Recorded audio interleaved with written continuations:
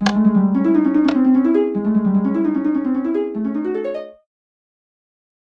んにちは、テリーです。こんばんは、ゆっくりです。ご視聴ありがとうございます。ありがとね。さて、出オチです。やっぱり跳ねてしまうとオチがつかないわね。オチのために死ぬのは嫌です。なかなか落ち着かないですね。さて前回は、スライムが湧きそうな陸地の広い湿地を見つけ、後景気実績解除しました。まだまだやること多くて手当たり次第に手を出してます。2枚構成の収集済ブロック表ですが、塔に積んだブロックは81個です。まだ未入手のブロックを考えると3ページ目突入まではあっさりいきそうです。バイオーム運がご動作しなければね。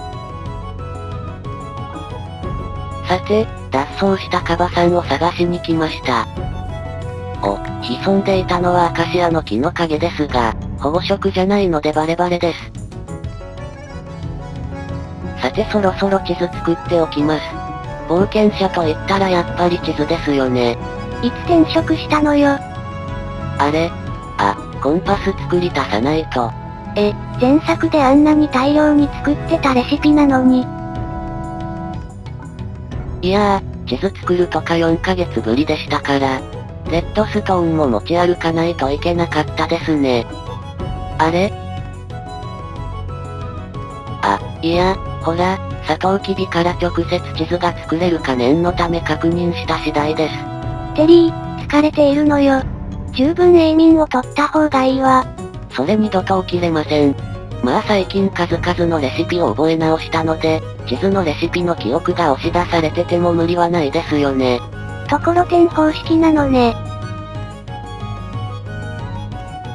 さて一段拡張です。これで範囲は256メートル四方。そして2段階目の拡張で、これで512メートル四方です。あと2回変身を残していますがサトウキビが足りません。やばいもう夜です。スライム狩りしてきます。さて前回スライムを見つけた湿地に着きました。正直夜の狩りは苦手なんですけどスライムブロックのためですから。早速雲です。いや、見間違えました。赤く光るホタルの群れですね。どうも耳で判断する癖が抜けてないようです。ホタルは雲の糸を落とさないわよ。早速いましたね。目標はスライムブロック2つです。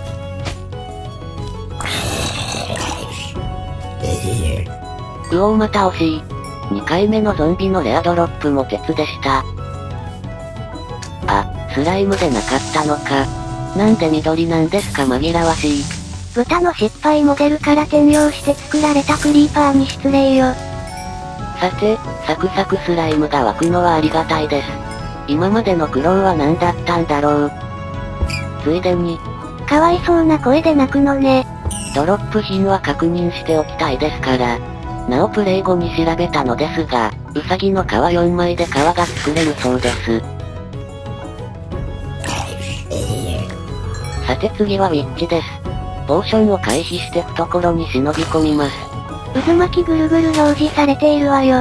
ウィッチが何か飲んだのでしょう。あれそんなはずは。あと2秒で気のせいになります。さて夜通し戦って、ようやく明るくなってきました。スライムボールの数は十分、ついでに牛を飼って皮を何枚か集めました。素早く前に2回レバー入れして前方ステップ爆破回避です。そんな操作方法ないわよ。長い夜の戦いもこの雲で終わりです。賞味、多分この企画で夜戦うのはこれが最後です。英語で言ったらラストナイトですね。それ昨晩よ。さて、サトウキビがもうちょっと欲しいです。海沿いに東に進んでみます。3分ほど進んだら砂漠が見つかりました。地図からちょっとはみ出してしまってます。ちなみに先ほどの戦闘で食料が尽きてます。まだ雲の目があるわよ。砂漠といえばサボテンが緑の染料となりますが、その前に、久々の新バイオーム踏破です。呪いの時間実績ね。冒険の時間実績です。今の高さ制限だと給料に登れないので、早めにもう少し高さを緩和したいところです。しかしまあ、拠点の近くに砂漠があって助かりました。おかげでサボテンで塔の高さを、サトウキビで地図を広げられます。あと牧師のいる村が見つかったら言うことなしですが、探索前に色々やらないと。さて、地図の3段階目の拡張です。範囲外。そういえば 1.8 から地図の仕様が変わったというのはどこかで見ましたが、どうなってるんだろう。遠くからでも塔が見えるようになってきました。というより、遠くから見たら塔に見えるわね。さて拠点に戻ってきました。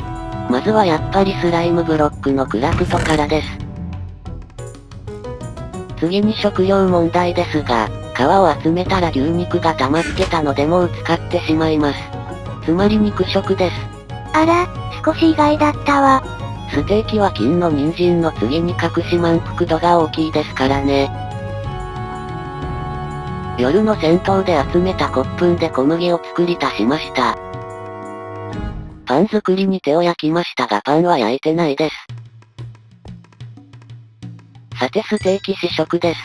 マイクラの牛は食べれるところが少なくて、多くても1頭からステーキ3枚しか取れません。そうじゃなくて、牛の中身は実はほとんど空なのよ。さて次は、そろそろ緑の色付きブロックにかかります。これでは占領にならないのか。初歩的な推理ですね。マイクラには緑の占領というのはなく、青と混ぜた水色があるだけなんです。いや、水色なんてないんです。ならブロック作れないわね。うっかり手がかりを見逃すところでした。パンを焼かなかったのにパンを焼くという表示に違和感がありました。パンは焼いて作るものではない。すなわち、焼くのはパンではなく別のもの。つまりサボテンに相違ありません。やっぱり。まあ私にとっては簡単な謎解きでした。締め切り追われた推理作家のご都合主義ね。些細な問題はありましたが、無事に2種類の染料が手に入りました。さてガラスも焼き上がったし、6種類の新ブロックを一気に作ってしまいます。確かに一気だったわね。さて、お楽しみタイムです。今回は一味違ってツルを直接這わせられないブロックが5つもあります。さて、私の左手の小指を押し上げてここから突き落とそうとしてくる凶悪なキーボードに、一瞬の隙も見せずに真っ向からの勝負です。小指一本で無事勝利しました。どうでもいいわよ。ではまあ牛ブロックに活躍してもらってどんどん積んでいきます。ついに、地上の占領のブロックへ積む日がやってきました。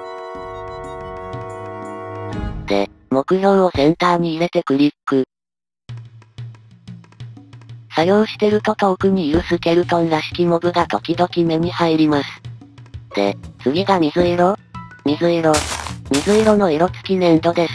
形容句抜きで言い切ったわね。で、目標を隅っこに入れてクリック。もうすでには座標90を超えてますがまだまだ積みます。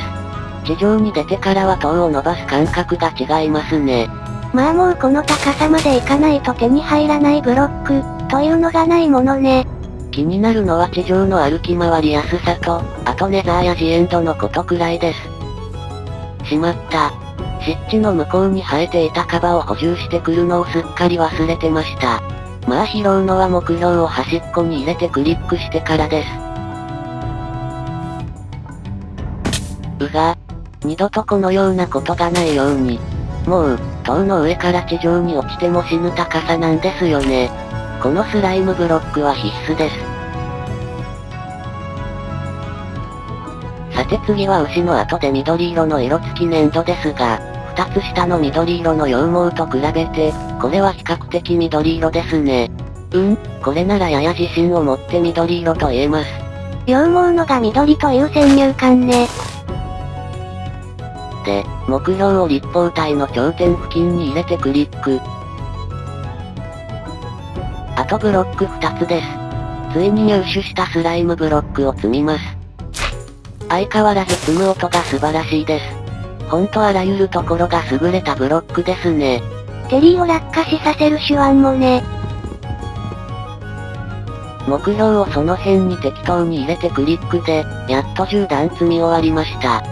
いざ表96の世界です。ジャンプしたくなります。先に周囲を眺めなさいよ。給料はあんな感じで。雲が近くないですか？いや、あと30段弱だと思いますが、随分近く感じます。さて作業用足場撤去してきました。行きます。結構眺める時間があるさて、拠点です。手持ちの新ブロックは色付きガラス2つと牛ブロックだけ。減ってきました。取りかかれる実績解除で今残ってるのは、エンチャント台、ネザー、牛の繁殖、豚ジャンプです。エンチャント台と牛の繁殖は手軽ね。よいしょっと。小麦はコップンで2つ補充しました。周辺の牛は1頭残して買ってしまったの失敗です。というわけで牛を探して湿地まで来ました。この周辺も夜の戦いで買ってしまってたのですが、生き残りがいました。いざという時のために拠点周辺に2頭いた方がいいですね。いざという時って牧場作ってめでるためよね。牧場は作らないと思います。さて、あとエンチャント台ですね。サクサク片付けます。ちょうど拠点の近くに溶岩の池がありました。ここから黒曜石ゲットです。さてこれで材料は全て揃いました。拠点に戻ります。なんで登ってるのよ。さて、ではエンチャント台をサクッと。8倍速なら20秒にも満たない時間で作れてしまいます。20秒も結構長いけど、その前にこれ8倍速よね。やっとエンチャント台着手。何この全通り試している感は。正直申し上げて、こんなに色々作り慣れたレシピを忘れてるとは自分でもびっくりしました。社会に対し、マイクラの地下生活の弊害を強く訴えるべきかと思う今日この頃です。さて、エンチャント台作ってオーバーキルと本棚の実績が着手できるようになりました。エンチャント台を拠点の隅に設置して、今回はここまでです。これでチェストの上が覗き込みやすくなりましたね。収集済ブロックは10個増えて91個です。100まであと少しです。次回は砂漠で村探しとサトウキビ大量確保、あと時間があれば大河や屋根状の森、寒い気候あたりを探して新ブロック集めをしようと思ってます。その辺まではいいのよ、その辺までは。それではまたね。バイバイ。